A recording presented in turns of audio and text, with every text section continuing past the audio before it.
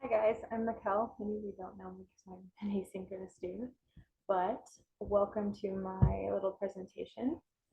I'm going to be sharing about memory um, in science education. It comes from chapter 4 of How People Learn To. So why did I pick this topic? I was curious, where does memorization play into the next generation science standards? It seems that they might be at odds a little bit. I was curious about how the research behind accessing student memory in science education um, comes into agreement or disagreement with the next generation science standards emphasis on understanding as the chief focus. So what role does memorization play in next generation science standards? For those of us who are not psychologists or neuroscientists, or maybe just don't remember any of this information, I am including the basics of memory. So there's two key kinds of memory. First is working memory, or um, we frequently think of this as just thinking. It's very temporary, only lasts a couple of seconds. It's our ability to retain and manipulate basic information over a very short period of time, like a phone number just to type it into our phone. But they go into more complex cognitive tasks and daily activities like tying our shoes or whatever. And this is one of the key things that begins to decline with middle age. On the other hand, we have long-term memory, which has three types: procedural, episodic, and semantic. Procedural is unconscious, which includes our daily tasks, things that are like muscle memory, things we don't think about it. Episodic is our awareness of events in our own personal history, can be also clouded by emotion. And then semantic is information outside of our personal experience. So things that we've learned that we maybe haven't experienced, but we're able to remember. Episodic and semantic memory require active manipulation of experiences and remembering information in order to apply it to understanding. Whereas procedural, as said before, is unconscious. We don't think about it. All this information you can access in How People Learn. Chapter 2 is pages 74 through 80. Now getting to the nitty-gritty of how memorization and our understanding of our cognitive ability goes into the next generation science standards, is that really it's a shift in knowledge acquisition. One study I found said, there on the left, I'm just going to read it. From the point of view of the cognitive psychologist, memory applies just as much to a learner's skills, beliefs, and thought process as it does to factual learning. It underpins any lasting change in thinking. Memory, therefore, plays a key role in students' understanding. The two processes are not in opposition. So that directly contradicted what I initially thought, that memory or memorization is not in opposition to next generation science standards. So what does NGSS have to say about memory? Like I said before, it's a shift in knowledge acquisition. It's eliminating the practice of teaching to a test. So it's getting rid of the idea that we have to memorize facts. And then there in the second bullet point, it's a focus on actually doing science, understanding it, than it is on memorizing scientific facts. One thing I read said it's using it as a tool, using what we normally memorize as tools and understanding how to use them. And then that third bullet point says it creates longer lasting understanding through sense making. So we're accessing long-term memory through sense making practices. So some of the studies thought or worked a lot with working memory, which surprised me because, like I said before, this is only a couple seconds long. However, the first study I read taught that working memory is where we have planning, comprehension, reasoning, and problem solving happening. So even though we think of it as very short term, very small thoughts, this is where the next generation science standards, scientific practices come into play. So for planning, it's planning and carrying out an investigation. Comprehension is obtaining, evaluating, communicating information. Reasoning is engaging in argument engaging argument and reasoning from evidence. Problem solving is constructing explanations and designing solutions. I'm going to shift over to the right before going down.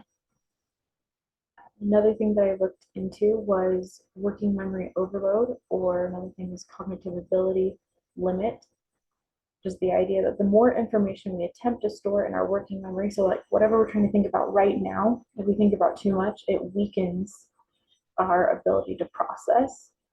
And further studies found that we have higher success when we simplify what we're asking basic learners or primary learners to be thinking about. I'll show later on a model that helps teachers understand how to scaffold higher order working memory for students. And then going back onto the left at the bottom, as of 2013, it's been over 125 years. So this is almost 10 years ago. So we're looking at 135 years of history of how memory impacts learning. It still has mixed results. And a study was done on the practices that have been adopted by school systems. And very often they're not research-based and they're theorist-based. So more studies showed that understanding not memorization should be what we're aiming at. That's exactly what Next Generation Science Standards is trying to teach.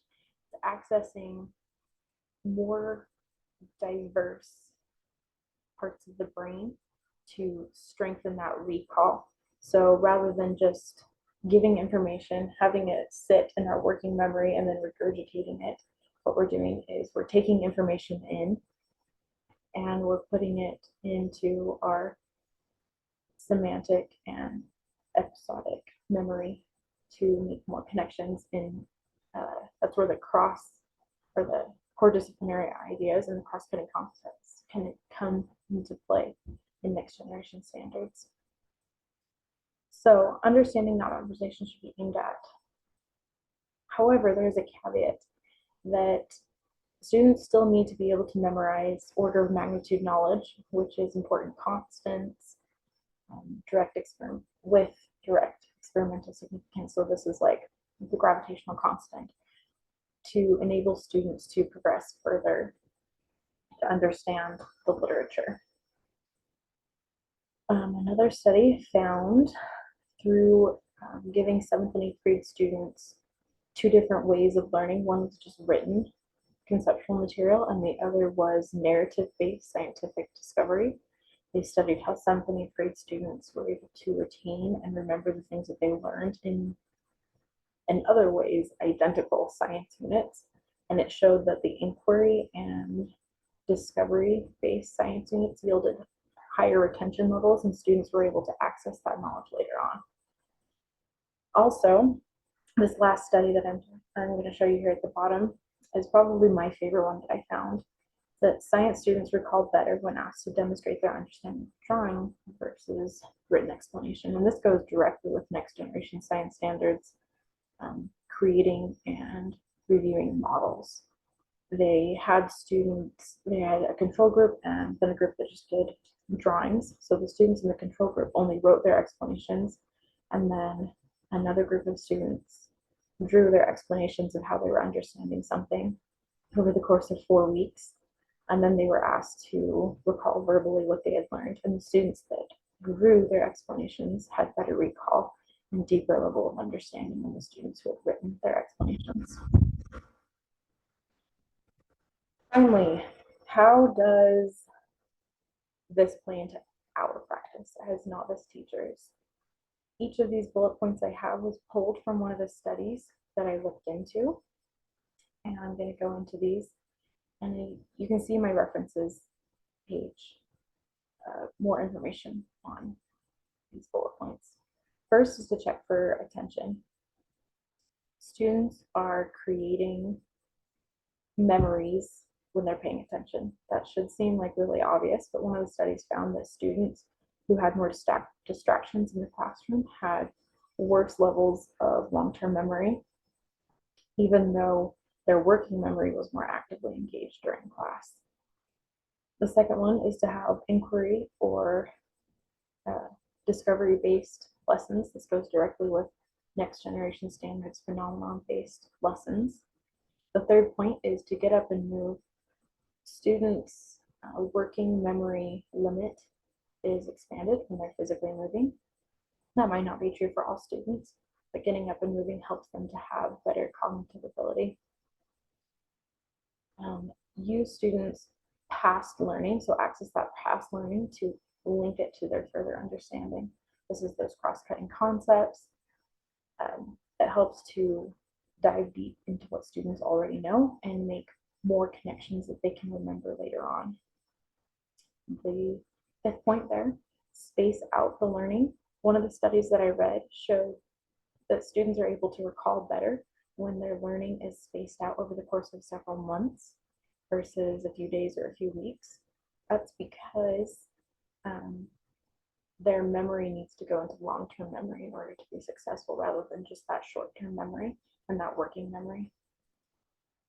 Next is we need to explicitly differentiate between concepts. That's pretty intuitive, I think, that we go from one topic to the next topic to the next topic and explicitly tell students that this is different from this. That helps students to create separate individual understandings of those things that they can link themselves. Next is to invite students to do whole class retrieval. That's where we discuss as a class. So maybe if one student isn't able to recall something, someone else can bring it up and it helps them create a new neural pathway to that information. Again, looking back at my favorite study, using a combination of written and visual explanations helps students to create more ways of remembering something. And as that one study showed, visual explanations help students to learn better. Next, having clear goals and learning outcomes with students helps them to connect what they're learning to what they need to learn, which helps them to recall better. And then, as promised, I have these models right here. So this is called Johnson's model, and it's in that study by Reed. It showed that primary students, so students who are just barely learning a concept, should only have one of the vertexes on these two models. And it says to start with macro understandings, and they need to be able to recall that in long-term memory before you can move on to symbolisms or molecular or micro understandings. Feel free to contact me with any questions. Stop my recording.